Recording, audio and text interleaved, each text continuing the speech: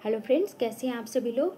मैं हूं दीपा चौधरी और एक बार फिर से वेलकम है दीपा एकेडमी पर, जहां हम आपको बिहार स्टेट 2025 के लिए आर्ट ऑफ टीचिंग की पूरी तैयारी करवा रहे हैं, वो भी बिल्कुल सरल और बेहतरीन तरीके से। तो आज हम फिर से इस क्लास में 30 MCQs का प्रैक्टिस करेंगे, जो कि बिहार स्टेट के लिए बहुत ही इम्पॉर्टेंट होने वाला है। तो अगर आप भी टीचर बनना चाहते हो या स्टेट की तैयारी कर रहे हो तो वीडियो को पूरा एंड तक ज़रूर देखें, और कंटेंट अच्छा लगे तो लाइक, शेयर और सब्सक्राइब करना मत भूलिएगा, ताकि आगे की क्लास आप मिस न करें। तो चलिए शुरू करते हैं आज की क्लास। देखते हैं आज का पहला क्वेश्चन।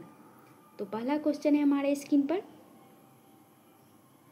पहला क्वेश्चन देखते हैं। पहला क्वेश्चन है हमारे स्क्रीन पर, व्याख्यान विधि का प्रयोग किस स्तर पर अधिक होता है। पहला क्वेश्चन क्या पूछा गया है, व्याख्यान विधि का प्रयोग किस स्तर पर अधिक होता है। तो ऑप्शन देखते हैं। पहला ऑप्शन है प्राथमिक स्तर पर, दूसरा ऑप्शन है माध्यमिक स्तर पर, ऑप्शन सी है उच्च शिक्षा पर, और ऑप्शन डी है बाल विकास पर। यहाँ पे बिहार नहीं, बाल विकास होगा। इसका राइट ऑप्शन क्या होगा, जल्दी से आप लोग कमेंट में बताइए। इसका राइट आंसर हो जाएगा ऑप्शन ए, प्राथमिक स्तर पर। ए विल बी राइट आंसर। अब हम अगला क्वेश्चन देखते हैं। अगला क्वेश्चन है हमारे स्क्रीन पर क्वेश्चन नंबर 2, चर्चा विधि में कौन अधिक सक्रिय होता है। चर्चा विधि में कौन अधिक सक्रिय होता है। तो पहला ऑप्शन है शिक्षक, ऑप्शन बी है प्रधानाचार्य, और ऑप्शन सी है छात्र, और ऑप्शन डी है निरीक्षक। तो इसका राइट आंसर क्या हो जाएगा, जल्दी से इसका राइट आंसर कमेंट में बताइए। तो इसका राइट आंसर हो जाएगा ऑप्शन सी, छात्र। सी विल बी राइट आंसर। ये सभी कौन से टॉपिक से क्वेश्चन है, तो ये सभी टीचिंग मेथड से क्वेश्चन है। अब हम अगला क्वेश्चन देखते हैं। क्वेश्चन नंबर 3 है हमारे स्क्रीन पर, खोज विधि का दूसरा नाम क्या है। खोज विधि का दूसरा नाम क्या है। तो ऑप्शन देखते हैं। पहला ऑप्शन है परियोजना विधि, ऑप्शन बी है ह्यूरिस्टिक विधि, और ऑप्शन सी है कहानी विधि, और ऑप्शन डी है अनुकरण विधि। तो इसका राइट आंसर क्या हो जाएगा, कल की क्लास में हम इसके बारे में डिटेल से बात किए थे। ह्यूरिस्टिक विधि हो जाएगा इसका राइट आंसर। ह्यूरिस्टिक मीन्स क्या होता है, खोज विधि या पूछताछ विधि। तो इसका राइट ऑप्शन कौन सा होगा, जाएगा option B, B will be right answer. अब हम अगला क्वेश्चन देखते हैं। क्वेश्चन नंबर 4 है हमारे स्क्रीन पर। क्वेश्चन 4 है, प्रदर्शन विधि मुख्यतः किस विषय के लिए उपयुक्त है। प्रदर्शन विधि मुख्यतः किस विषय के लिए उपयुक्त है। तो ऑप्शन देखते हैं। पहला ऑप्शन है गणित, ऑप्शन बी है इतिहास, और ऑप्शन सी है विज्ञान, और ऑप्शन डी है संस्कृत। तो इसका राइट आंसर क्या हो जाएगा, जल्दी से कमेंट में बताइए। इसका राइट आंसर हो जाएगा option C, C will be right answer, विज्ञान। अब हम नेक्स्ट क्वेश्चन देखते हैं। क्वेश्चन नंबर 5, परियोजना विधि का जनक कौन है। परियोजना विधि का जनक कौन है। परियोजना विधि का जनक देखते हैं। ऑप्शन देखते हैं। पहला ऑप्शन है रूसो, ऑप्शन बी है ब्लूम, ऑप्शन सी है जॉन ड्यूई, और ऑप्शन डी है थॉर्नडाइक। तो इसका राइट आंसर क्या हो जाएगा, इसका राइट आंसर हो जाएगा option B, Bloom, Bloom taxonomy. तो B will be right answer.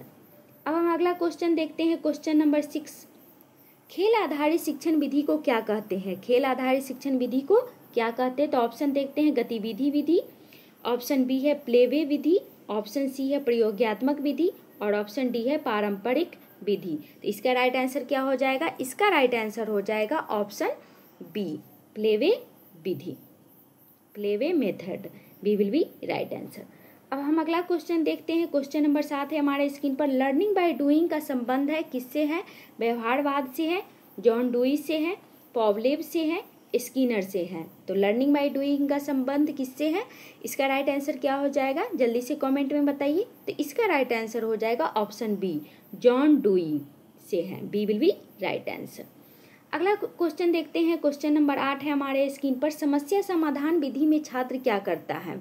समस्या समाधान विधि में छात्र क्या करता है, याद करता है, प्रश्न पूछता है, समाधान खोजता है, और ऑप्शन डी है अभ्यास करता है। तो इसका राइट आंसर क्या हो जाएगा, जल्दी से इसका राइट आंसर बताइए कमेंट में। तो इसका राइट आंसर हो जाएगा ऑप्शन सी, समाधान खोजता है। सी विल बी राइट आंसर। अगला क्वेश्चन देखते हैं। क्वेश्चन नंबर 9 है हमारे स्क्रीन पर, शिक्षक केंद्रित विधि कौन सी है। शिक्षक केंद्रित विधि कौन सी है। तो ऑप्शन देखते हैं। परियोजना विधि है, चर्चा विधि है, व्याख्यान विधि है, अन्वेषण विधि है। तो इसका राइट आंसर कौन सा हो जाएगा, इसका राइट आंसर हो जाएगा ऑप्शन सी, व्याख्यान विधि, क्योंकि टीचर ही व्याख्यान करते हैं। तो इसका राइट आंसर हो जाएगा option C, C will be right answer. अब हम अगला क्वेश्चन देखते हैं। क्वेश्चन नंबर 10 है हमारे स्क्रीन पर, शिक्षक जब स्वयं करके दिखाता है तो वह कौन सी विधि कहलाती है? शिक्षक जब स्वयं करके दिखाता है तो वो कौन सी विधि कहलाती है? ऑप्शन देखते हैं, परियोजना विधि कहलाती है, प्रदर्शन कहलाती है, वार्ता कहलाती है, समस्या समाधान कहलाती है। तो इसका राइट आंसर कौन सा हो जाएगा?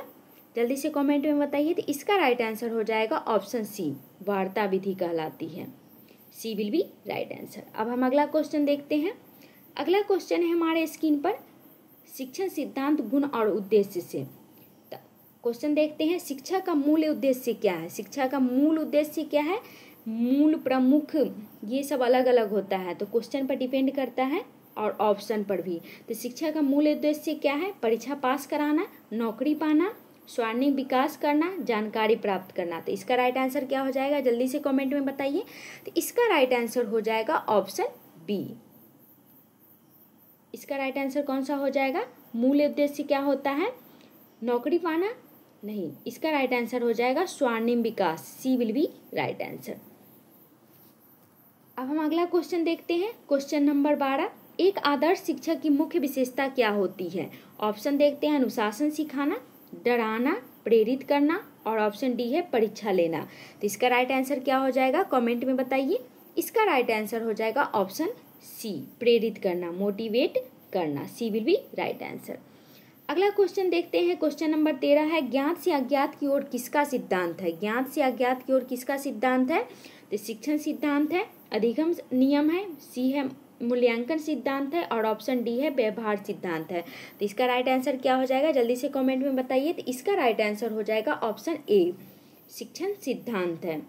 ए विल बी राइट आंसर। अब हम अगला क्वेश्चन देखते हैं। क्वेश्चन नंबर 14 है हमारे स्क्रीन पर, अधिगम का आधार क्या होता है? अधिगम का आधार क्या होता है? ऑप्शन देखते हैं, समझ होता है, डर होता है, मजबूरी होती है, और किताब होता है। तो अधिगम का आधार कौन सा हो जाएगा? इसका आंसर बताइए जल्दी से। तो इसका राइट आंसर हो जाएगा समझ, यानी अंडरस्टैंडिंग।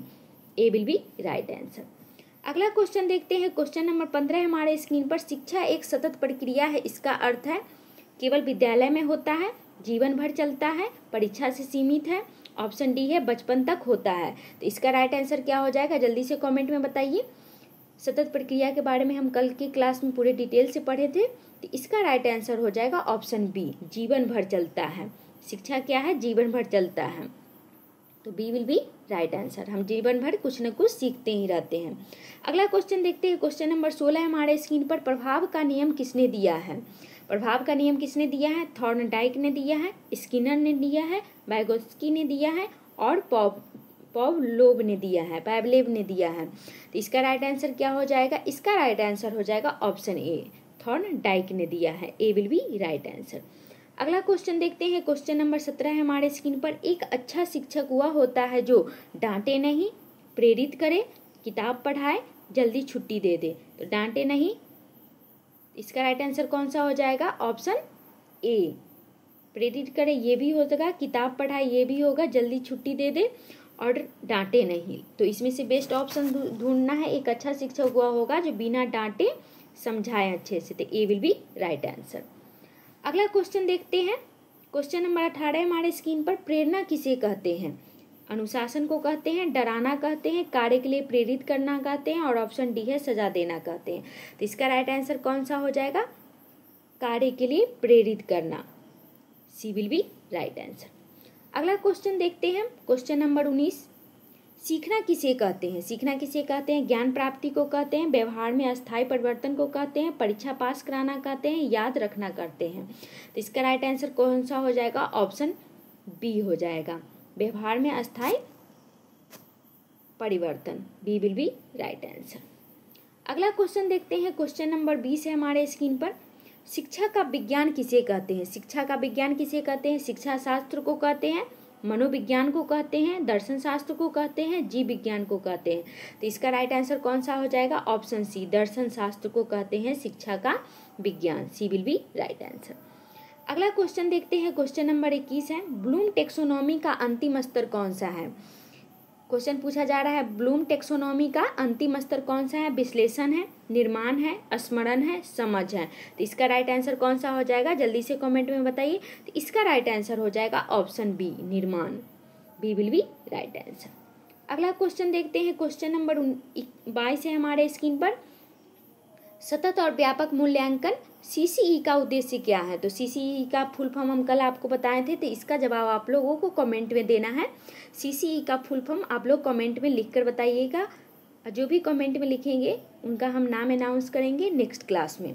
तो सतत और व्यापक मूल्यांकन का उद्देश्य क्या है? परीक्षा में अंक देना। ऑप्शन बी है छात्र की समग्र प्रगति मापना, और ऑप्शन सी है केवल मौखिक परीक्षण, और ऑप्शन डी है अनुशासन बनाना। तो केवल वाला पहले ही कट कर देते हैं।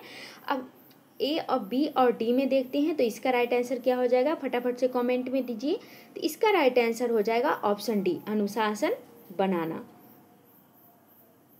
नहीं, इसका राइट आंसर हो जाएगा ऑप्शन बी, छात्र की समग्र प्रगति की मापना। B will be right answer. अगला क्वेश्चन देखते हैं, क्वेश्चन नंबर 23 है हमारे स्क्रीन पर। कौन सा मूल्यांकन शिक्षण के दौरान किया जाता है? कौन सा मूल्यांकन शिक्षण के दौरान किया जाता है? तो योग्यात्मक, प्रारंभिक, निरंतरण और अंतिम। तो इसका राइट आंसर कौन सा हो जाएगा? इसका राइट आंसर हो जाएगा, कौन सा मूल्यांकन शिक्षण के दौरान होता है? तो निरंतर होता है। सी विल बी राइट आंसर। अगला क्वेश्चन देखते हैं, क्वेश्चन नंबर 24 है हमारे स्क्रीन पर। पैवलोव किस सिद्धांत से संबंधित है? पैवलोव किस सिद्धांत से संबंधित है? तो क्रियात्मक अनुबंधन से, शास्त्रीय अनुबंधन से, संज्ञानात्मक से, निर्माणवाद से। तो इसका राइट आंसर कौन सा हो जाएगा? इसका राइट आंसर हो जाएगा ऑप्शन बी, शास्त्रीय अनुबंधन से। B will be right answer. अगला क्वेश्चन देखते हैं, क्वेश्चन नंबर 25 हमारे स्क्रीन पर। स्किनर ने किस पर प्रयोग किया था? स्किनर ने किस पर प्रयोग किया था? कुत्ता पे किया था, बिल्ली पे किया था, कबूतर पे किया था, बंदर पे किया था। तो इसका राइट आंसर कौन सा हो जाएगा? ऑप्शन बी, बिल्ली पे किया था। B will be right answer. अगला क्वेश्चन देखते हैं, क्वेश्चन नंबर 26 है हमारे स्क्रीन पर। अधिगम का पहला चरण क्या है? निर्माण है, स्मरण है, विश्लेषण है, मूल्यांकन है। तो इसका राइट आंसर कौन सा हो जाएगा? इसका राइट आंसर हो जाएगा स्मरण। B will be right answer. Next question देखते हैं, क्वेश्चन नंबर 27 हमारे स्क्रीन पर। रिवार्ड देना किस सिद्धांत से जुड़ा है? रिवार्ड देना किस सिद्धांत से जुड़ा है? व्यवहारवाद से जुड़ा है, संज्ञानवाद से जुड़ा है, संरचनावाद से जुड़ा है, मानववाद से जुड़ा है। तो इसका राइट आंसर कौन सा हो जाएगा? ऑप्शन सी, संरचनावाद से जुड़ा है। सी विल बी राइट आंसर। अगला क्वेश्चन देखते हैं, क्वेश्चन नंबर 28। एक अच्छा मूल्यांकन कैसा होना चाहिए? केवल मौखिक होना चाहिए, केवल लिखित होना चाहिए, सतत और समग्र होना चाहिए, और ऑप्शन डी है त्रैमासिक होना चाहिए। तो इसका राइट आंसर कौन सा हो जाएगा? इसका राइट आंसर हो जाएगा ऑप्शन बी। बी नहीं, एक अच्छा मूल्यांकन कैसा होना चाहिए? सतत और समग्र होना चाहिए। सी होना चाहिए। सी विल बी राइट आंसर। केवल वाला पहले ही कट जाएगा, सतत होना चाहिए, सीसीई होना चाहिए। अब हम आज का लास्ट क्वेश्चन देखते हैं, सेकेंड लास्ट क्वेश्चन देखते हैं। बालक में अधिगम की शुरुआत कब होती है? बालक में अधिगम की शुरुआत कब होती है? विद्यालय में होती है, घर में होती है, जन्म से होती है, बचपन में होती है। तो कब होती है बालक की? तो बालक के अधिगम की शुरुआत जन्म से ही होने लगती है। सी विल बी राइट आंसर। अब हम आज का लास्ट क्वेश्चन देखते हैं, क्वेश्चन नंबर 30 है। शिक्षा का सबसे महत्वपूर्ण पक्ष क्या है? पुस्तक है, छात्र है, शिक्षक है, पाठ्यक्रम है। तो इसका राइट आंसर कौन सा हो जाएगा? B. B will be right answer, छात्र। तो ये आज का हमारा लास्ट क्वेश्चन था।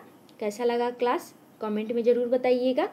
वीडियो के अंत तक बने रहने के लिए थैंक यू सो मच।